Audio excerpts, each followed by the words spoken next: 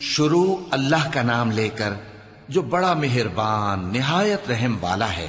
اے چادر میں لپٹنے والے، اٹھو، اب خبردار کرنے لگو اور اپنے پروردگار کی بڑائی بیان کرو اور اپنے کپڑے پاک رکھو اور شرک کی گندگی سے تو الگ ہی رہو، اور اس نیت سے احسان نہ کرو کہ اس سے زیادہ کے خواہاں ہو، اور اپنے پروردگار کی خاطر صبر کرتے رہو۔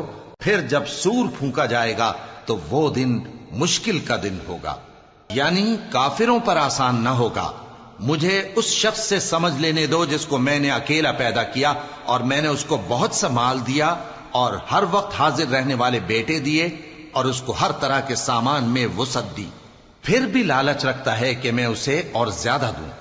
ایسا ہرگز نہیں ہوگا، یہ ہماری آیتوں کا بڑا مخالف رہا ہے۔ میں اسے ایک بڑی چڑھائی چڑھاؤں گا۔ اس نے غور و فکر کیا اور ایک بات ٹھہرا لی، یہ مارا جائے، اس نے کیسی تجویز کی، پھر یہ مارا جائے، اس نے یہ کیسی تجویز کی۔